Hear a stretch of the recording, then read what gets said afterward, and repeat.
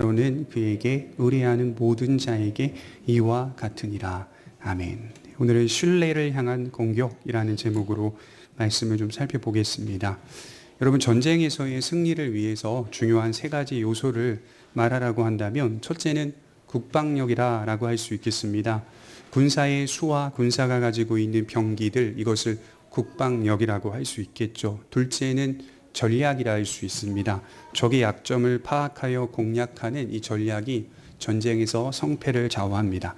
마지막 셋째는 우리 심적인 요소 또는 정신적 요소라고 할 수 있겠는데 사기라고 할 수 있겠습니다. 아무리 군사의 수가 많아도 많은 병기들을 가지고 있다 해도 싸우려는 용기가 없다면, 의지가 없다면 전쟁에서는 승리할 수 없습니다. 그래서 인류 역사 가운데 수많은 전쟁들이 계속되어 왔는데 어떤 사건과 어떤 역사의 경우를 보면 도저히 이길 수 없는 불가능한 전쟁에서 승리한 나라들의 모습들이 여러 역사 가운데 발견됩니다. 어떻게 이길 수 있었을까요? 적은 수의 군인들이 잘 싸워주기도 했지만 그들의 사기, 즉 그들의 결기 때문이었다라고 평가하고 있죠. 적들의 수가 많은데도 불구하고 사기가 떨어지지 않는 나라와 군사들이 있었습니다. 오히려 대군 앞에서 흔들리지 않는 사기와 결기를 가지고 전쟁에 임했던 아주 용맹한 군사들이 역사 속에 발견이 됩니다. 여러분, 우리가 잘 아는 영화 300을 보게 되면 거기서 페르시아 왕이 그리스도를 함락하기 위해 대군을 이끌고 진격해 오는데요.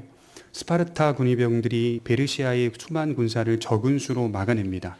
결국 그리스가 패배하기는 했지만 적은 수의 스파르타 병사들의 결기로 인해서 페르시아의 대군은 테르모필레라고 하는 좁은 협곡에서 큰 희생을 치루어야 했습니다. 이처럼 병사들의 사기는 매우 중요한 요소라고 성경은 말씀하고 있습니다. 여러분, 우리가 잘 아는 사사기 7장 같은 경우에도 기드온의 몇백 용사라고 하죠. 300용사라고 보통 하죠. 그래서 우리가 300이라고 하는 영화가 이제 그 각색이 될 때 그 각색의 중요한 모티브를 제공했던 게 사사기입니다. 그래서 300영화가 꼭 스파르타 군의병들이 300명이 역사에 있었다, 그런 이야기는 아니고요. 그 숫자는 각색이 된 겁니다. 성경에서 이제 가지고 와서 영화들을 각색하는 걸 보게 되죠. 사사기 7장에 나오는 이 기드온의 300용사도 처음에는 수가 300명은 아니었잖아요. 32,000명 중에 돌아가라라고 했을 때 이제 다 돌아가고 10,000명이 남았는데 또 10,000명에서 추려서 300이라고 하는 용사가 남게 되죠. 근데 그 300이라고 하는 숫자는 사실은 이제 적의 군사 앞에서 싸우기에는 상당히 부족한 숫자였죠. 왜 300이냐라고 했을 때는 성경이 우리에게 그렇게 교훈해 주고 있잖아요. 하나님이 하신다. 그죠?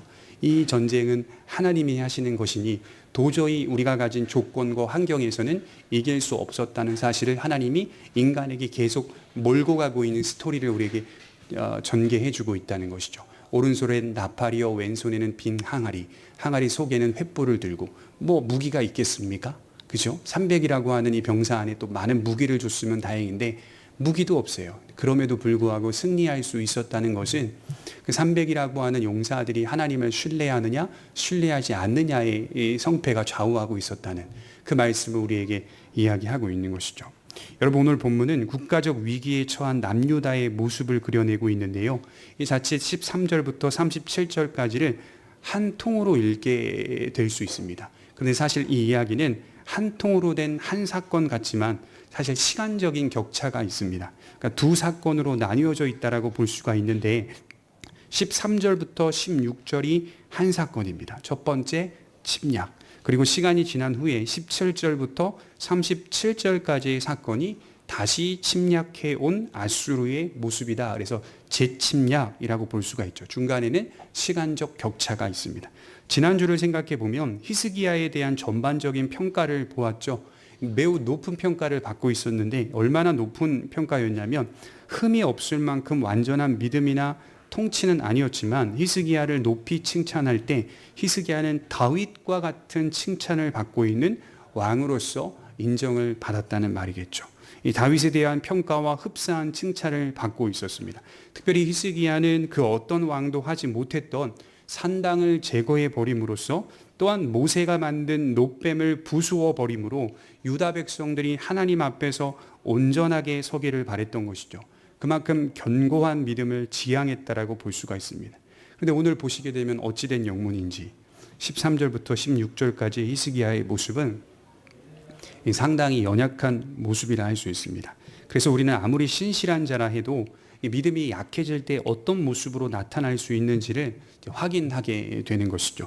한마디로 불신앙적인 처사였다라고 말할 수가 있겠죠. 여러분 한번 이 대목을 인간적으로 생각해 봅시다. 9절부터 12절을 보게 되면 북이스라엘의 멸망을 다루고 있는데 그 장면 속에서 아수르의 강력함이 보이게 되죠. 성경은 중간에 아수르의 강력함을 한 번 더 끼워 넣고 있습니다. 물론 배후에는 하나님의 허락하심이 있었고 아수르는 본래 이스라엘이라는 작은 나라에는 관심조차 갖지 않았습니다. 지정학적으로 이스라엘은 중요한 나라가 아니었습니다. 하지만 아수르는 친히 대군을 이끌고 사마리아를 공격하여 함락을 하죠. 성경은 이 원인에 대해서 말하기를 북이스라엘이 하나님과 그의 말씀을 버렸기 때문이다라고 말씀을 하고 있다는 거죠.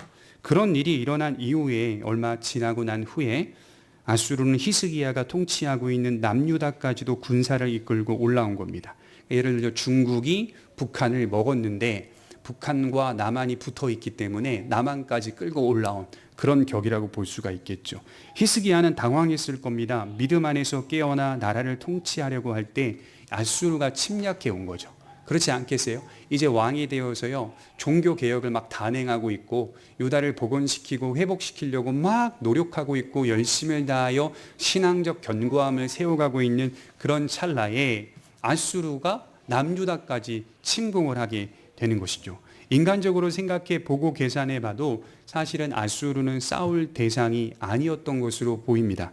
그에게 조금씩 두려운 마음이 생기게 됩니다. 혹여나 유다 역시 북쪽 이스라엘 나라와 같이 되지는 않을까 근심과 염려가 생기기 시작합니다. 할 수만 있다면 어떤 방법을 써서라도 지금 이 시기에 아수르 왕의 마음을 좀 달래보자라고 했던 것이죠. 이렇게 해서라도 유다를 복원하고 회복시키는 것이 망하는 것보다 낫지 않겠는가라는 판단을 했던 것입니다. 그래서 이 첫 번째 침략 때 반응했던 히스기야의 모습은 어떤 모습이냐면 이제 전쟁의 배상금과 같은 형식으로 조건적으로 돈을 지불하고 침공하지 않는 계약을 하는 모습이라고 볼 수가 있겠죠. 여러분 믿음이 약해지면 결국 세상적인 방식과 모양으로 접근하게 되는 겁니다. 그래서 그리스도인이라고 해서 세상 방식을 쓰지 않느냐? 그렇지 않습니다. 우리도 동일하게 믿음이 약해지면 이 세상 사람들의 목표와 방향을 따라서 동일한 모습을 흘려보낼 때가 많이 있죠. 14절에 보시면 이렇게 기록하고 있어요. 유다의 왕 히스기야가 라기스로 사람을 보내어 아수르 왕에게 이르되 내가 범죄하였나이다. 나를 떠나 돌아가소서. 왕이 내게 지우는 것을 내가 당하리이다 하였더니 아수르 왕이 곧 은 300달란트와 금 30달란트를 정하여 유다 왕 히스기야에게 내게 한지라. 히스기야가 이에 여호와의 성전과 왕궁 곳간에 있는 은을 다 주었고 또 그때 유다 왕 히스기야가 여호와의 성전 문의 금과 자기가 모든 기둥에 입힌 금을 벗겨 모든 아수르 왕에게 주었더라. 한마디로 히스기야의 태도를 정의하라고 하면 비굴하고 구차합니다. 아수르 왕의 마음을 달래려 하고 있죠. 내가 범죄하였습니다. 나를 떠나 돌아가소서. 아수르 왕이 얼마를 바치라고 친히 자기가 정해줍니다. 은 300달란트와 금 30달란트. 고대의 화폐 가치는 이제 화폐가 가지고 있는 그 자체의 의미를 둔 가치라기보다는 중량에 따라 정해지는 가치였습니다. 그래서 한 달란트가 34.25kg이라고 하니까 은 300달란트가 어마어마한 중량이겠죠. 금 30달란트도 마찬가지로 어마어마한 중량입니다. 참 재밌는 건 히스기야가 여호와의 성전과 왕궁 곳간을 다 털어버리는데 이 터는 것만으로 만족하는 것이 아니라 성전 문에 자기가 입힌 금들이 있었나 봐요. 그 금들을 또 벗겨요. 벗겨내요. 벗겨내가지고 그 벗겨낸 금을 모아서 또 갖다 바칩니다. 여호와의 성전에 입힌 금들을 굳이 벗겨내서 바치는 이 모양은 참으로 구차해 보이는 거죠. 저는 이 대목을 보면서 히스기야에 대한 비판과 비난보다 우리 모두가 언제든지 히스기야처럼 될 수 있다는 사실을 말씀드리려고 해요. 저는 성경에 기록된 위대한 믿음의 사람들이 믿음이 약해져서 세상적이고 인간적인 방식들과 모양을 나타내는 것을 볼 때가 많이 있다는 것이죠. 너는 그런 상황 가운데, 너는 그런 형편 가운데 강한 믿음으로 설 수 있는가? 제 자신에게 그런 대목들을 읽어볼 때 저는 이렇게 쉽게 대답할 수 없었습니다. 쉽게 믿음의 대답이 나오질 않더군요. 그래서인지 저는 히스기야의 이런 모습들이 우리 자신의 신앙과 많이 비슷하다고 생각합니다. 우리 모두가 믿음이 약해진다고 할 때 어느 정도 약해진다는 말입니까? 여호와의 성전 문에 입힌 금을 벗겨내서라도 바칠 정도로 구차해지고 비굴해진다는 말입니다. 이런 히스기야의 모습이 잘한 행동이었다고 말씀드리는 게 아닙니다. 그는 분명 매우 잘못된 행동을 취하고 있습니다. 결코 해서는 안 될 일을 하고 있습니다. 그러나 이런 모습들은 우리 현실 가운데서 우리의 신앙과 삶에서 나타날 수 있는 부족한 모습입니다. 여러분, 요한복음 8장 2절에 보면 예수님께서 이렇게 성전에서 말씀을 가르치다가 바리새인과 사두개인들, 예수님을 싫어하는 사람들이 간음을 하는 그 과정 중에 있었던 여인을, 음행 중에 있었던 여인을 잡아서 끌고 와서 사람들 앞에 세우고 주님 앞에 묻습니다. 모세는 돌로 쳐 죽이라고 했는데 선생님은 어떻게 할 것입니까? 라고 묻습니다. 예수님은 이제 허리를 숙이고 땅에 몸을 굽혀서 손가락으로 무언가를 쓰시고 난 후에 뭐라고 말씀하셨냐면 이렇게 말씀하시죠. 너희 중에 죄 없는 자가 먼저 돌로 치라. 주님은 간음이라는 죄와 그곳에 모인 수많은 사람들의 불신과 거짓, 이런저런 모양의 범죄들을 동일한 범주로 끌고 와서 적용을 하고 계십니다. 그러니까 우리가 알듯이 죄라고 하는 것에는 크고 작음이 있습니다. 경중이라는 게 있어요. 경중이라 함은 크고 작은 판단을 받는다는 말입니다. 무단횡단하는 죄와 다른 사람을 죽이는 죄는 엄연히 다른 거예요. 그죠? 무단을 횡단하는 것도 죄이지만 다른 사람을 살해하는 건 더 큰 죄라고 우리 시민법 가운데 그런 판단을 받고 있는 것이죠. 근데 정말 재미있는 것은 주님의 대답을 들여다보면 간음하다가 붙잡힌 여인의 죄나 너희 마음속에 짓고 있는 여러 가지 죄나 하나님 앞에서는 동일한 범주라고 말씀하고 있는 거죠. 그러니까 죄로 말미암아 눌려있는 인생들에게 아주 본질적인 질문을 던지신 거예요. 여러분, 물론요, 하나님도 경중이 있다라고 말씀하고 있어요. 그러니까 더 큰 완악한 죄를 짓는 사람들에 대한 심판과 그렇지 않은 자들에 대한 심판, 죄의 크고 작음을 하나님도 분명하게 판단을 하고 있기는 합니다. 근데 여기서는 예수님이 다 모든 죄를 동일한 범주로 끌고 와서 그 사람들에게 질문을 던지고 있을 때 누가 과연 그 물음 앞에서 돌을 먼저 들어서 그 여인에게 집어 던질 수 있었냐, 이 말을 하는 겁니다. 누가 오늘 히스기야에게 돌을 던질 수 있습니까? 그가 보인 불신앙적인 처사를 보면서 우리는 그것이 잘못되었다라고 평가하면서도 우리네 믿음에서도 충분히 발견되고 범할 수 있는 모습이라는 사실을 깨닫게 되는 것이죠. 그래서 저는 믿음이라고 하는 것이 결국에는 하나님께서 이러한 모습들을 포함해서 우리의 신앙을 성숙시켜 가신다는 사실을 알게 되는 것이죠. 그러니까 여러분들이 때로는 구차하게 성전 문에 입힌 금까지 벗겨내서라도 어떻게 한번 살아보겠다고 세상 앞에 기웃기웃거리고 세상과 손을 잡으려고 애쓰는 것까지도 하나님은 다 포함시켜서 우리의 신앙을 깨닫게 하시고 성숙시켜 가신다. 이게 하나님의 사랑이 아니겠습니까? 히스기야가 깨닫지 못했을까요? 이어서 나오는 두 번째 침략에서 히스기야가 어떻게 반응하고 있느냐를 보게 되면 히스기야는 분명 그 이전에 보였던 자신의 태도와 자세와는 돌연 전혀 다른 모습으로 반응하고 있는 걸 보게 되는 것이죠. 이전과 다른 모습으로 대처하고 있다는 사실을 확인하게 됩니다. 믿음은 결국 무엇을 말하는 걸까요? 저는 믿음이라고 하는 것은 신뢰라고 생각합니다. 믿음은 결국 신뢰입니다. 우리가 하나님을 신뢰하는 것이 얼마나 중요한 것인지를 우리 인생 전체 속에서 배워가는 겁니다.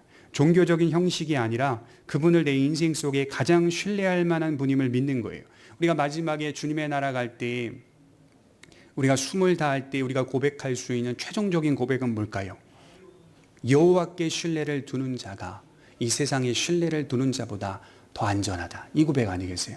하나님을 신뢰하며 살았던 삶이 가장 안전했다. 그래서 이런 이야기들은 결국 너 예루살렘아, 너 히스기야야, 너는 너의 가장 큰 신뢰를 누구에게 두고 있느냐, 이렇게 질문하면서 읽어야 되는 책입니다. 이런 질문 가운데서 18장과 19장 이야기를 천천히 읽어보시면 깊은 은혜가 있어요. 성도의 힘은 어디서 나옵니까? 여호와를 신뢰하는 데서 나옵니다. 우리의 실력은 하나님을 신뢰하는 데서 나오는 것이죠. 여러분, 용기라고 하는 단어는요, 세상에서 어떻게 쓰이냐면 내 마음속에서 끌어내는 의미로 쓰입니다. 용기, 용맹이라고 하는 것은 내가 스스로 어떻게 마음을 갖느냐라고 하는 차원에서 일어나는 게 용맹이나 용기라고 생각해요. 근데 기독교에서 말하는 용기는 누군가를 의지하는 것으로부터 시작됩니다.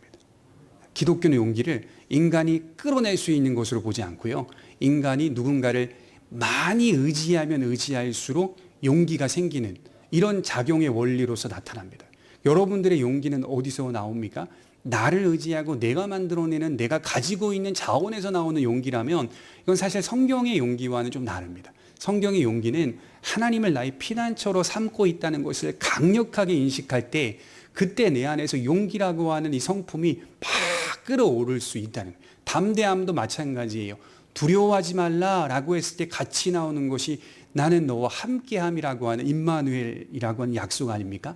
하나님이 나와 함께하고 있다는 사실을 의식할 때의 두려움이 떠나가는 것이다. 이렇게 말씀을 드릴 수가 있다는 거죠. 그게 바로 신뢰입니다. 그렇다면 이 강력하게 신뢰한다는 것은 어떤 실천적인 자세를 우리에게 요구할까요? 이런 의미라고 생각해요.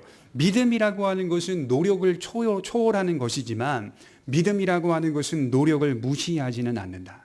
우리의 믿음은 분명히 인간의 노력을 초월하고 있지만 믿음이 좋다는 것은 내 노력을 무시한다는 의미는 아닙니다.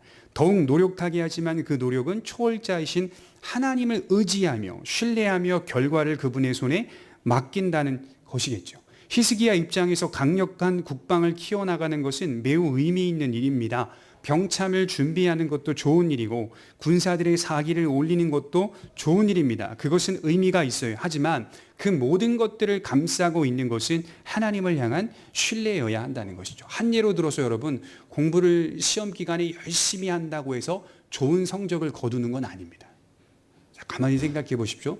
제가 어떤 학생들을 보게 되면 안타깝냐면 누구보다도 고등학교 때 공부를 그렇게 열심히 했어요. 학생부를 가르치다 보면 정말 예배까지 빠져가면서 정말 누구보다도 정말 열심히 했어요. 화장실에서도 공부하고 가는 곳마다 암기하고 달달달.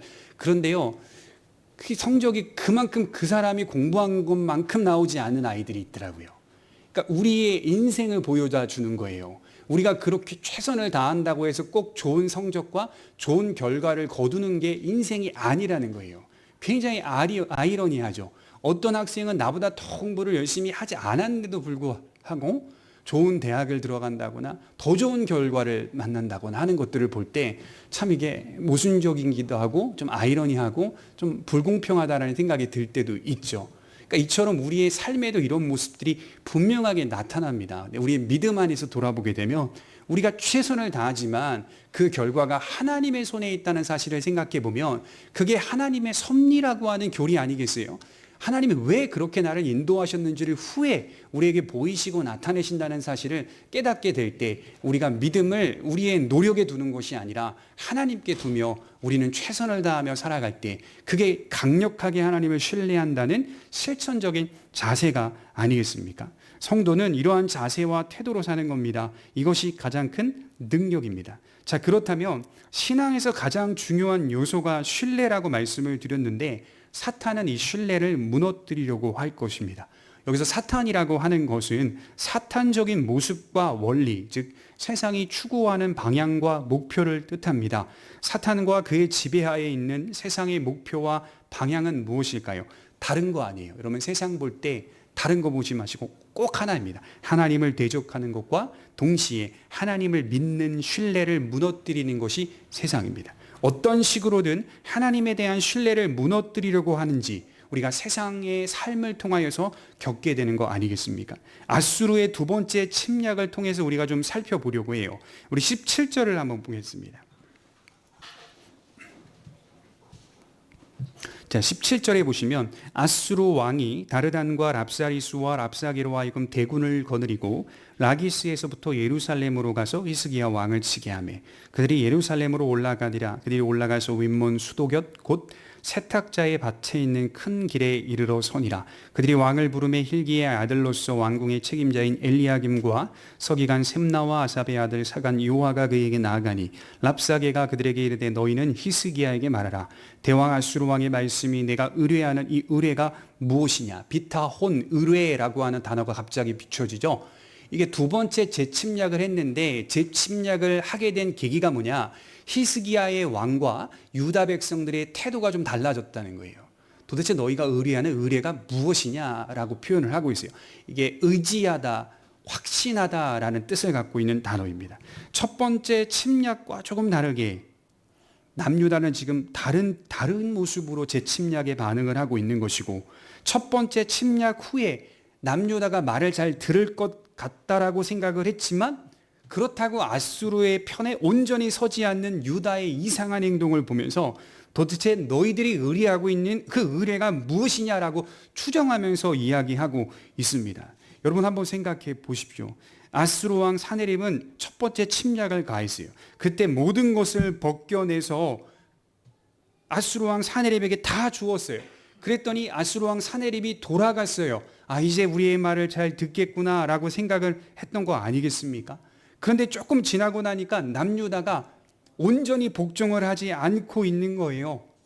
그러니 이상하다 싶어서 다시 3명의 장수를 지목하고 뽑아서 대군을 거느리고 유다 예루살렘 땅으로 보내게 되는 것이죠. 이 모습을 제가 이렇게 보면서 느끼는 게 뭐냐면, 그리스도인들이 세상에 비굴한 모습을 보이게 되면 세상이 우리의 편에 서주는 게 아니더라는 거예요. 그리스도인들이 세상과 화친하면 세상이 그리스도인들을 향해 친하다고 말하지 않습니다. 오히려 그런 그리스도인들을 조롱한다는 말이에요. 돈 다 받아갔잖아요. 그러면 침략하지 말아야죠. 그렇죠? 그런데 침략을 다시 한번 하고 있는 거예요. 그걸 오히려 세상은 이용하며 공격합니다. 저는 정말 이런 경험 많이 했어요. 믿음이 약해질 때 세상 사람들과 손을 잡으면 세상 사람들이 그리스도인들의 편에 서주지 않습니다. 오히려 민망하게 만들고 조롱합니다. 우리를 더욱 힘들게 합니다. 그래서 우리의 믿음은 중간이 없는 거예요. 더 강해지거나 아니면 더 약해져야 하는 겁니다. 아수르 왕 사네립은 새 장군을 유다로 보내죠. 왜냐하면 조금씩 유다의 반응과 태도가 달라지고 있었기 때문이에요. 그리고 랍사게라고 하는 언변이 뛰어난 장수가 예루살렘 근처에 와서 소리를 치면서 아수르 왕 사네립의 메시지를 증거합니다. 근데 이 메시지의 내용을 보게 되면 교만으로 가득 차 있어요. 그도 그럴 것이 아수르 제국은 당대 가장 강력한 제국으로 평가받고 있었어요. 가는 곳마다 승리했고 누구도 아수르에게 대항할 수 없었습니다. 조금 전만 해도 북이스라엘은 멸망하였어요. 눈으로 똑똑히 목격했던 사람이 히스기야였어요. 그래서 오늘은 그 교만한 메시지를 들여다보려고 해요. 19절에 보면 랍사게는 먼저 이렇게 말하고 있어요. 랍사게가 그들에게 이르되 너희는 히스기야에게 말하라. 대왕 아수르 왕의 말씀이 내가 의뢰하는 이 의뢰가 무엇이냐. 내가 싸울 만한 계교와 용력이 있다고 한다마는 이는 입에 붙은 말뿐이라. 내가 이제 누구를 의뢰하고 나를 반역하였느냐. 유다는 도대체 무엇을 의지하고 신뢰하고 있느냐. 여기 의뢰라는 단어가 방금 말씀드렸듯이 확신하다, 의지하다라는 뜻이라고 했죠. 아수르가 가만히 보니 유다는 무언가를 신뢰하고 있다는 사실을 발견했다는 거예요. 처음에 히스기야가 종교개혁을 단행했다고 말씀을 드렸습니다. 유다의 통치의 모습은 전과는 전혀 달랐어요. 히스기야가 아무리 아수르 왕에게 은과 금을 바쳤어도 그의 중심은 여전히 하나님을 부인하거나 떠나지 않았습니다. 가만 보니 유다는 무언가를 의뢰하고 있었다는 거예요. 그래서 아수르 왕이 추종하기 시작해요. 그리고 군사를 보내고 사네립이라고 하는 이 왕이 랍사게에게 메시지를 전달하라 라고 말씀을 하고 있다는 거죠. 군사를 의지하는 것이 아니냐 20절에 이렇게 추정하고 있어요. 그러나 아수르가 볼 때 유다의 군사는 형편없어 보인다는 겁니다. 싸울 만한 작전이나 용기, 군사의 수가 있다 하더라도 그것은 입에 붙은 말뿐이다 이렇게 얘기하고 있어요. 그래서 23절에 싸울 만한 군사가 있다면 아수르가 친히 말 2,000마리를 내어주겠다. 과연 너희들 탈 사람 있겠느냐? 한 마리의 말조차도 탈 사람 있겠느냐? 아수르가 보기에는 군사도 유다의 군사도 형편이 없어 보였다는 거예요. 여러분, 교회는요, 세상 속에서 항상 작은 규모라는 것을 명심하셔야 됩니다. 교회는요, 세상 앞에서 어떤 모습으로 서야 할까요? 겉으로 볼 때에는 세력이 없습니다. 싸울 만한 병사가 없습니다. 말을 탈 만한 군인도 없습니다. 너무 작아 보이고 초라해 보이는 것이 세상 앞에서의 교회입니다. 그래서 세상 앞에 서 있는 교회는 항상 초라해 보이는 거예요. 세상을 상징하는 아수르는 온갖 자원을 풍요롭게 가지고 있습니다. 엄청난 대군과 병참들이 존재합니다. 우리는 항상 이런 모습으로 서 있다는 사실을 기억해야 돼요. 예수님이 다시 오실 때까지 교회는 겉으로 볼 때 초라합니다. 그러나 세상이 가지고 있지 못하는 능력이 교회 안에 있습니다. 우리가 막 세력을 형성해서 교회가 소리를 치고 이런 것으로 능력을 나타낸다기보다는 복음 안에 능력이 있다는 사실을 역사 속에서 교회는 보이지 않지만 보이게 보여줘야 합니다. 그것이 예수 그리스도 안에 담겨있는 능력입니다. 그로부터 나오는 온갖 좋은 은사라고 했어요. 그분이 내 안에 거하시면 나는 내 현실과 내 현장에서 복음의 능력으로 살아낼 수 있습니다. 세상은 그것을 보는 거예요. 기독교인들의 세력, 기독교를 믿었더니 우리 모두가 아수르와 같이 되었다는 것을 말하는 게 아니라 우리 모두가 예수를 믿었더니 십자가의 능력으로 살더라. 예수님을 닮은 이해와 실천을 갖는 게 기독교의 능력이라고 말씀을 드릴 수가 있어요. 또한 21절에 보시면 두 번째로 아수르 왕이 이렇게 추정을 하고 있어요. 유다가 애굽을 의지하는 것이 아닌가 이렇게 말하고 있어요. 21절에 이제 내가 너를 위하여 저 상한 갈대 지팡이 애굽을 의뢰하도다. 사람이 그것을 의지하면 그의 손에 찔려 들어갈지라. 애굽의 왕 바로는 그에게 의뢰하는 모든 자에게 이와 같으니라. 자, 너희들이 군사를 의뢰하는 게 아니라면 그럼 옆에 있는 애굽이라는 나라더냐? 남유다는 지금 아수르에게 그렇게 복종적이지 않았기 때문이에요. 히스기야가 아수르 왕에게 은과 금을 주었다 하더라도 중심은 여전히 하나님만을 신뢰하고 있었다는 말입니다. 아수르가 정복한 나라들과는 사뭇 다른 유다의 분위기를 알았기 때문에 도대체 무엇 때문에 아수르에게 온전히 항복하지 않는 것일까 추정을 하고 있는 겁니다. 그래서 내린 결론은 아마도 근접해 있는 애굽이라는 나라를 의지하고 있었기 때문에 그걸 믿고 아수르에게 항복하지 않는다고 여긴 겁니다.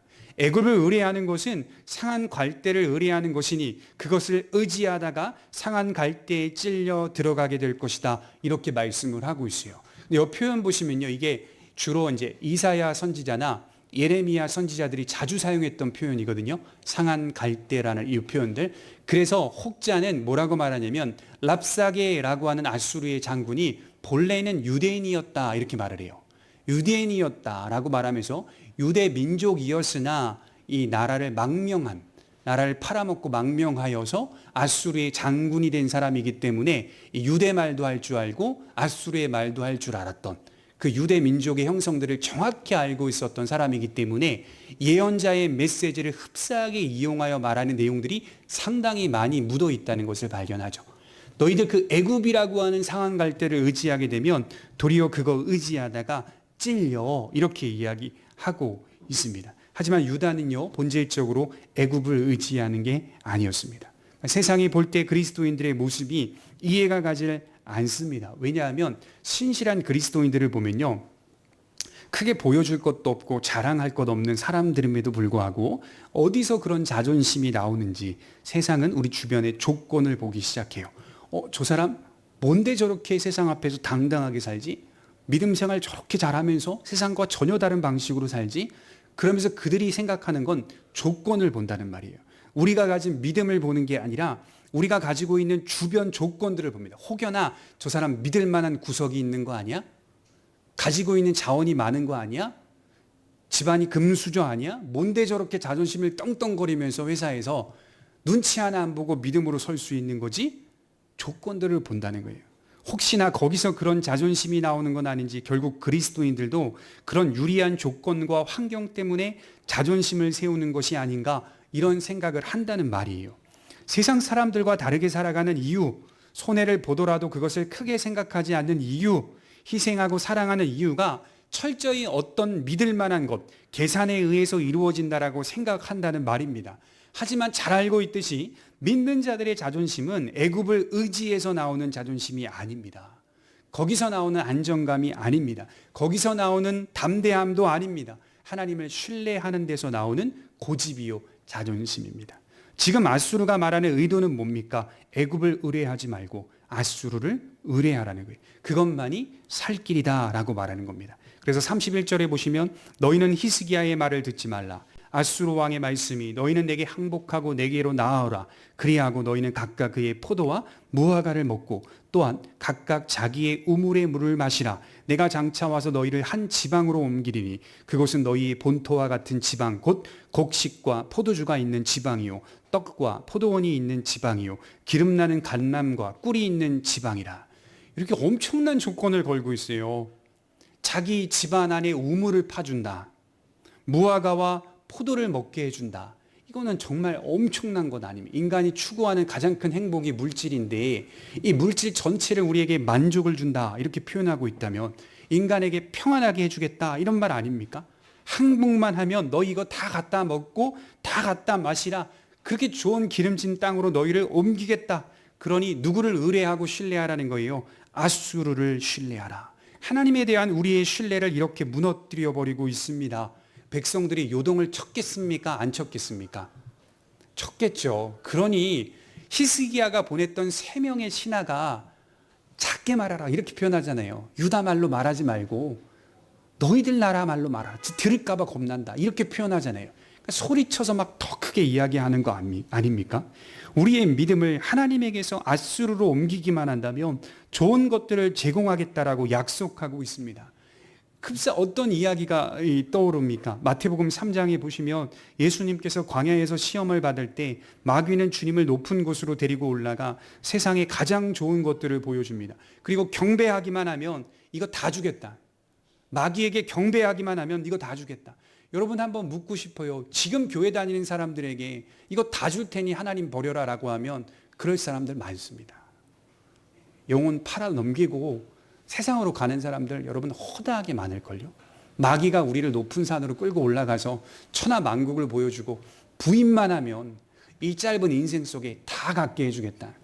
하나님 떠나는 사람 많아요. 정말 많아요. 지금 현재가 그래요. 여러분 사단은요 여러 공격들을 하지만 그중에 대표적인 게 저는 그렇게 생각해요. 의식주로 공격합니다. 의식주. 우리가 살아가는 삶의 의식주로 다가와 미혹하고 공격합니다. 근데 예수님 뭐라고 대답하셨습니까? 주 너의 하나님께 경배하고 다만 그를 섬기라 라고 말씀을 하신다는 거죠. 제가 오래전에 사역을 할 때 부교육자 시절에 우리 목사님께서 지금 이제 은퇴하신 목사님인데 하셨던 이야기가 있어요. 중간에 설교하다가 잠깐 자기의 경험을 말씀하셨는데 교회가 건축을 하는데 너무 힘들었던 것 같아요. 그래서 이제 건축을 하는데 옛날 시대에는 막 어떤 건축자들이 다 해주고 이런 게 아니라 성도들이 벽돌도 나르고 이렇게 세우고 뭐 이런 시대였다라고 하더라고요. 근데 그렇게 하다 보니까 교회가 재정적으로 여유롭지가 못했고 또 목사님의 가정도 굉장히 어려워서 막 어디 산 속에서 뭐 몇 개월 동안 지내고 이랬던 시절도 있다고 이제 이야기를 해주셨더라고요. 너무 힘들어가지고 이제 그 힘든 것 때문에 이제 견디지를 못하셔서 조금은 이제 도움을 구해보려고 기독교인 의사 선생님을 찾아갔다는 거예요. 병원을 운영하는. 이제 진료를 받으러 온 게 아니라 조금 이제 선교를 좀 해달라라고 하는 차원으로 이제 진료실에 들어갔다고 합니다. 들어가서 앉았는데 의사 선생님한테 말을 꺼내기도 전에 의사 선생님이 하시는 말씀이 이제 장로님이신 것 같아요. 목사들이 도움만 바라고 앉자마자 그런 말씀들을 막 하시더래요. 어려운 목사님들이 막 하나 와서 도움만 바라고 뭘 하고 막 이렇게 그런 얘기 하시는데 말씀이 나오지를 못하고 울면서 집으로 돌아오셨대요. 눈물을 펑펑 쏟으면서 집으로 돌아오셨대요. 그리고 조금 지나자 하나님이 그 루트가 아닌 다른 루트로 하나님이 채워주시고 또 교인들을 부흥시켜 주셔서 그 예배당이 꽉 차게 되었다. 이런 말씀들을 이제 하시는 걸 제가 들으면서 하나님의 섭리는 이렇게 다르구나. 결국 목사든 성도든 우리를 인도하시는 방식은 너 정말 하나님을 신뢰하니? 라고 하는 방식이죠. 여호와만을 신뢰하면서 인생을 살아가길 원하니? 라고 하는 방식. 우리가 무슨 생각을 하고 어떤 결정을 하고 어떤 선택을 하려고 계획하는지조차도 하나님은 다 알고 계시거든요. 다 알고 계시니 그런 것들을 우리 환경 속에 연출하셔서 우리로 하여금 직접적으로 어떻게 보면 더 직접적인 거 아닙니까? 그렇게 의사의 입에서 하나님의 음성을 들으면서 돌아오며 펑펑 울었다는 이야기를 하시는데 저는 그게 굉장히 크게 은혜를 많이 받았습니다. 그러니까 예수님이 말씀을 다만 그를 섬기라. 주 너의 하나님께 경배하고 다만 그를 섬기라. 이게 우리의 신앙적 고백이 되어야 하는 거예요. 이런 시험이 우리 인생의 여러 모양과 모습으로 다가옵니다. 포도나무, 무화과나무, 집안에 자기의 우물을 가지고 있다는 것이 얼마나 큰 행복입니까? 여러분 한번 생각해 보십시오. 야곱의 가족들이 7년 기근과 흉년 속에서 양식을 구하러 돈을 가지고 애굽으로 떠나는 장면을 한번 생각해 보세요. 그들 언약 백성이었어요. 하나님이 왜 그런데 야곱의 가족들을 책임져 주지 않습니까? 그들도 기근을 겪었잖아요. 왜 그랬어요? 하나님이 애굽에서 요셉을 만나게 하시기 위해서. 하나님의 섭리는 우리가 이해할 수가 없는 거예요. 기근을 겪어가면서 걸었더니 나중에 자기의 막내 아들을 만나게 되잖아요. 그리고 요셉이 전 민족을 다 구원하고 있다는 것을 발견하니 이게 엄청난 큰 구원이요 은혜 아니겠습니까? 그렇게 우리를 인도해 가시는 거예요. 하나님의 언약 자손들도 기근을 피하지 못했습니다. 하지만 하나님께서 먹이시고 입히셨습니다. 돌보아 주셨습니다. 아주 풍요롭지는 않았지만 그럼에도 하나님을 섬기기에는 충분한 삶을 살게 하셨어요. 우리의 인생 속에 수많은 어려움들이 있을 수 있다는 거예요. 무화과나무, 포도나무, 우물의 목표를 두기보다 하나님을 향해 목적을 두는 신앙인이 되셨으면 좋겠습니다. 또 마지막으로 보게 되면 랍사게는 22절에 히스기야와 유다의 신앙은 매우 모순적이라고 교만하면서 이야기하고 조롱하고 있어요. 그러므로 하나님은 응답하지 않으실 것이라고 말씀을 합니다. 우리 22절을 한번 볼까요? 18장 22절 같이 한번 읽어보도록 하겠습니다. 시작. 너희가 내게 이르기를 우리는 우리 하나님 여호와를 의뢰하노라 하리라마는 히스기야가 그들의 산당들과 제단을 제거하고 유다와 예루살렘 사람에게 명령하기를 예루살렘 이 제단 앞에서만 예배하라 하지 아니하였느냐 하셨나니, 이게 잘못 보면 이해가 안 되는 문구인데요. 자세히 들여다보면 이런 말이에요. 아니 너희들 하나님을 의뢰하고 신뢰한다라고 말하는데 왜 산당은 제거한 거니? 이렇게 말하는 거예요. 그 수많은 산당과 제단들은 왜 제거해버리고 오직 예배는 예루살렘 성전 안에서만 드릴 수 있도록 왜 그렇게 만든 거야? 그러니 하나님께서 너희들의 기도에 응답하지 않을 것이다. 왜냐하면 다 산당들 때려 부셨으니까, 다 제단들 제거해버렸으니까. 여러 산당에서 여러 제단에서 하나님께 정성을 다해 수없이 많은 예배를 드려야 하는 것이 아니냐? 여러 제물들을 여러 산당에서 바쳐야 하는 것이 아니냐? 이런 거예요. 예루살렘 성전에서도 예배를 드리고 산당에서도 예배를 드리고 높은 푸른 나무 아래서도 제단에서 예배를 드리고 동시다발적으로 수많은 제물을 끌고 와가지고 제사를 드리는 것이 오히려 하나님의 보좌를 움직이는 것 아니냐? 그런데 어떻게 히스기야는 산당을 제거하고 예루살렘 성전으로만 국한해서 예배를 드리게 하였느냐라고 반문을 하는 거예요. 하나님을 기쁘시게 하려면 여러 산당에서 동시다발적으로 예배를 드려야 맞다. 도리어 화를 키우고 있는 거다. 그런데 유다는 지금 산당들을 부수고 제거했습니다. 지난주로 말씀을 드리자면 모세가 직접 만든 놋뱀 조각까지도 없애버렸습니다. 그렇기 때문에 하나님은 유다의 기도를 듣지 않으실 것이라고 조롱합니다. 쉽게 말씀드리자면 히스기야 왕의 신앙적 개혁은 하나님이 기뻐하실 만한 개혁이 아니라 도리어 하나님께서 화가 나게 만드는 개혁이었다. 이렇게 말하는 거죠. 그래서 우리가 너희를 벌하러 왔다. 25절에 그렇게 명확히 말해요. 내가 어찌 여호와의 뜻이 아니고야 이제 이곳을 멸하러 올라왔겠느냐. 여호와께서 전에 내게 이르시기를 이 땅으로 올라와서 쳐서 멸하라 하셨느니라 하는지라. 정말 하나님이 아수르 왕에게 나타나셔서 유다를 멸하라고 말씀하셨을까요? 아닙니다. 이건 하나님을 모욕하고 있는 내용입니다. 그런데 가만히 이야기를 들어보면 랍사게 장군의 논리는 굉장히 설득력이 있어 보입니다. 진짜 하나님이 아수르에게 유다를 치라고 하셨습니까? 아닙니다. 하나님을 모독하고 유다를 조롱하며 유다의 사기를 꺾고 있습니다. 이런 메시지를 듣는 유다 백성들은 너무나 그럴듯해서 아수르에게 항복해야 하는 것이 아닌가 그런 생각을 했다고 해요. 여기서 우리는 세상 사람들이 가지고 있는 신앙관을 들여다볼 수 있어야 돼요. 세상 사람들이 갖고 있는 신앙관이 뭘까요? 물량주의와 우상주의입니다. 많은 물질을 드리는 것이 무조건적으로 좋다라고 생각하는 경향. 많은 제단이 있어야 하는 것이 하나님이 기뻐하신다라고 생각하는 경향. 많은 우상들에게 제사하는 것이 무조건적으로 좋다라고 생각하는 경향. 다양한 산당들과 다양한 형상들을 만들어야 한다는 이 우상주의. 그런데 지금 유다는 우상을 없애고 산당을 없앴으며 오직 예루살렘 성전에서만 예배를 드리도록 개혁한 것입니다. 고대 근동에서 볼 때 이러한 이스라엘의 신앙은 참으로 독특한 거예요. 거기다가 형상도 없습니다. 제사와 함께 하나님의 말씀을 선포합니다. 배우고 이해하며 그의 말씀대로 준행합니다. 그러니 얼마나 독특한 신앙입니까? 하나님 스스로가 말하기를 하나님의 형상을 만들지 말라라고 하셨고, 나는 그냥 나야 이렇게 말씀하셨잖아요. 나는 스스로 있는 자야, 나야. 여러분 구글에서 구글링 서치해가지고 고대 근동에 당시에 있었던 신들의 형상을 찾아보세요. 얼마나 많은 우상 조각과 우상 목상과 우상 돌상들이 발견되는지. 형상으로 신앙생활을 했다고 해도 과언이 아니에요. 이스라엘은 형상이 없어요. 전혀 없어요. 그냥 제단만 있어요. 그리고 성전만 있어요. 그러니 고대 근동에서 볼 때 이스라엘의 신앙은 진짜 독특한 신앙입니다.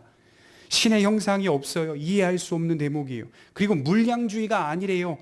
고대 근동은 또 물량주의잖아요. 얼마나 많은 재물을 가지고 와 바치느냐가 중요한 거였어요.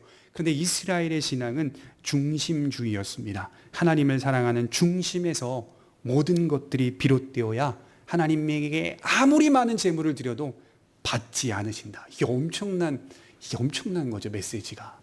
다 갖다 바쳐도 중심이 없다면 하나님 받지 않으신다. 그러나 작은 것, 내가 가진 것들, 작은 것들을 진심으로 하나님 앞에 바친다면 하나님 그 중심 속에서 가장 기쁨의 제사를 받으신다라고 하는 원칙이었어요. 재물의 양을 논하기 전에 예배자의 중심이 가장 중요한 것입니다. 그러므로 그들이 생각하는 신앙의 이해가 우리가 믿는 신앙의 이해와는 사뭇 다르다는 점을 명심해야 돼요. 모든 산당들을 제거하고 부수고 오직 예루살렘 성전으로만 국한한 예배는 하나님께서 기뻐하실 만한 예배라는 겁니다. 그 어떤 형상도 만들지 않고 오직 주의 말씀으로만 세워지는 신앙을 하나님은 기뻐하십니다. 여러분, 하나님은 영이시니 예배하는 자는 뭐라고 말씀하셨죠? 신령과 진정으로 예배할지니라. 영과 진리로 예배할지라. 그 말씀 어디서 선포하셨습니까? 형상을 좋아하고 산당 세우기를 좋아하는 사마리아에서 하신 거잖아요. 사마리아에서. 그렇게 제단 세우고 산당 많이 세웠던 사마리아라고 하는 배경에서 하신 거 아닙니까? 성령님께서 주시는 마음으로 또 그 안에서 담긴 진리의 말씀으로만 예배하는 것이 하나님이 받으시는 합당한 예배가 되는 거죠. 랍사게에게 이런 메시지는 결국 어떤 의도를 가지고 유다를 향하여 메시지를 던지고 있느냐면 예루살렘이 여호와께 두고 있는 신뢰를 아수르로 옮기라고 하는 겁니다. 하나님을 향한 신뢰를 아수르 왕에게 두라는 거예요. 그게 현명한 태도라는 겁니다. 그래서 저는 말씀을 정리하면서 이렇게 되묻고 싶어요. 여러분, 정말 아수르를 신뢰하는 것이 하나님을 신뢰하는 것보다 나을까요? 그러니까 우리 인생을 살면서 하나님이 우리에게 제일 중요한 사실을 깨닫게 해주시는 질문이 뭐냐면 세상을 신뢰하는 것보다 여호와를 신뢰하는 것이 낫다라고 하는 사실을 매일 우리의 삶에서 깨닫게 해주시는 거예요. 그거 우리 하나 깨달아가면서 믿음 생활을 더욱 견고하게 하는 겁니다. 정말 우리가 아수르를 신뢰하는 것이 하나님을 신뢰하는 것보다 나을지를 가만히 계산해 보십시오. 하나님을 신뢰하는 것이 낫습니다. 우리가 살면서 무수히 많이 경험했어요. 내 자식들, 내가 낳은 자식이라고 해서 신뢰합니까? 아닙니다. 자식 신뢰한다고 해서 낳은 것도 아니더라고요. 그렇잖아요. 내가 가진 내 소유 신뢰한다고 해서 낳았습니까? 아닙니다. 소유도 아닙니다. 오직 여호와만을 신뢰하는 것이 가장 안전하고 견고하다는 사실을 말씀을 하고 있어요. 거기서 가장 확실하고 분명한 위로를 받는 것이 진짜 신자의 믿음이라고 말씀을 드릴 수 있습니다. 이것이 인간에게 가장 큰 보호가 되는 약속입니다. 기도하도록 하겠습니다.